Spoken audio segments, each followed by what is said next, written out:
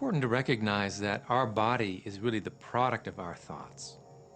We're beginning to understand in medical science the degree to which the nature of thoughts and emotions actually determines the physical substance and structure and function of our bodies. We've known in the healing arts of a placebo effect. A placebo is something that supposedly has no impact and no effect on the body, like a sugar pill or something. You tell the patient that this is just as effective, and what happens is the placebo has the same effect, if not greater effect, than sometimes the medication is supposed to be designed for that effect. So they found out that the human mind is the biggest factor in the healing arts, more so than sometimes the medication. If somebody is in a situation where they're sick and they have an alternative to try to explore what is in their mind creating it versus using medicine, if it's an acute situation that could really bring death to them, then obviously the medicine is a wise thing to do while they explore what the mind is about. So you don't want to negate medicine. Every form of healing has a place. There is only a stream of well-being that flows, you know. It is a stream of pure positive energy. And the universe, all that we know, is abundant with only that. This is a world that is based upon well-being, and well-being dramatically abounds. And when you are allowing that stream to flow in its fullness, you feel very, very good. And when you are pinching it off a bit, you feel not so good. There is only a stream of goodness or well-being which you are allowing or not. And your magnificent emotions are telling you what the mix is, how you're doing in your allowing or your resisting of this connection. You know people who have had terminal disease. Stop and think of the word dis-ease. Hyphenate the word. That's a body that's not at ease. We've got 1,000 different diagnoses and disease out there. They're just the weak link. They're all the result of one thing, stress. And you put enough stress on the chain, you put enough stress on the system, and one of the links breaks. Our physiology creates disease to give us feedback, to let us know we have an imbalanced perspective and we're not loving and we're not grateful. So the body's signs and symptoms are not something terrible. The question that's frequently asked is when a person has manifested a disease in their body temple or some kind of discomfort in their life, through the power of right thinking, can it be turned around? And the answer is absolutely yes. On November 23rd, I was diagnosed with breast cancer. I truly believed in my heart, with my strong faith, that I was already healed. During the day, all day long, I would just say, thank you for my healing. On and on and on I went, thank you for my healing. I believed in my heart I was healed. I saw myself as if cancer was never in my body.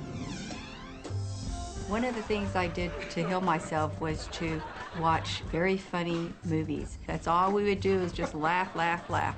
We couldn't afford to put any stress in my life because we knew stress was one of the worst things you can do while you're trying to heal yourself.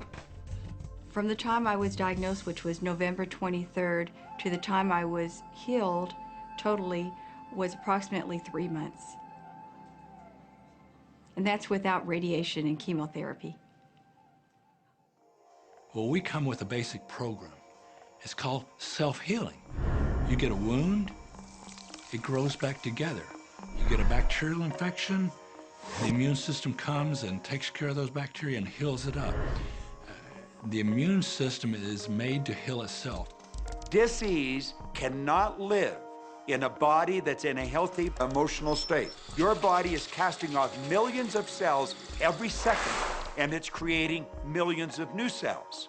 In fact, literally, parts of our body are replaced every day. Other parts take a few months, other parts a couple of years. But within a few years, we have a brand new physical body. If you have a disease and you're focusing on it and you're talking to people about it, you're going to create more disease cells. See yourself living in a perfectly healthy body. Let the doctor look after the disease. Can you feel the difference between having painful arthritis in your hips and feeling fearful about it, or having painful arthritis in your hips and feeling hopeful about it? The difference between fearful and hopeful is the difference between recovery or not. Happier thoughts lead to essentially a happier biochemistry, a happier, healthier body. Negative thoughts, stress have been shown to seriously degrade the body and the functioning of the brain, because it's our thoughts and emotions that are continuously reassembling, reorganizing, recreating our body. Remove physiological stress from the body, and the body does what it was designed to do. It heals itself. I've seen kidneys regenerated. I've seen cancer dissolved. I've seen eyesight improve and come back. I always say that incurable means curable from within. You can change your life, and you can heal yourself.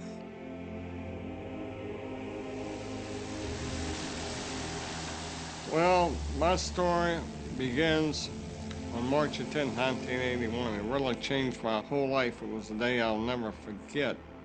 I crashed an airplane.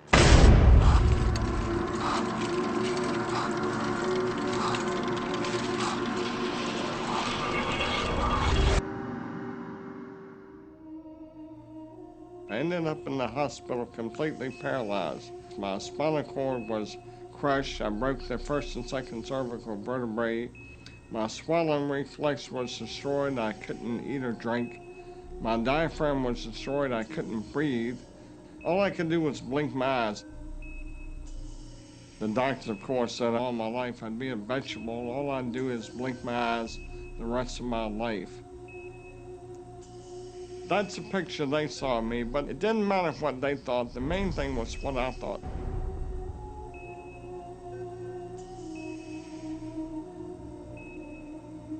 I picture myself being a normal person again, walking out of that hospital.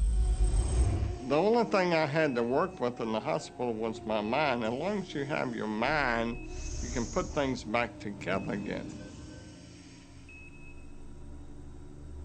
I was hooked to a respirator, and they said I'd never breathe on my own again because my diaphragm was destroyed.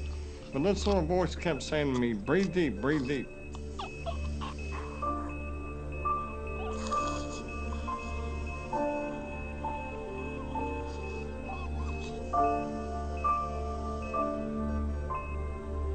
Finally, I was weaned from it.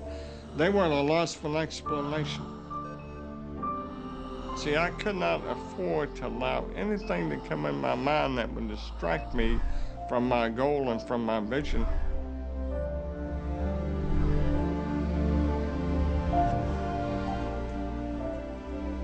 Well, I set a goal to walk out of the hospital on Christmas. That was my goal.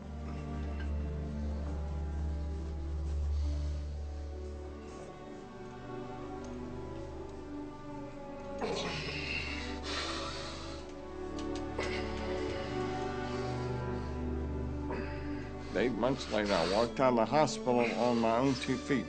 They said it couldn't be done. That's a day I will never forget. For people that are sitting out there right now watching this program that are hurting, if I wanted to sum up my life and sum up for people what they can do in life, I would sum it up this way in 6 words. Man becomes what he thinks about.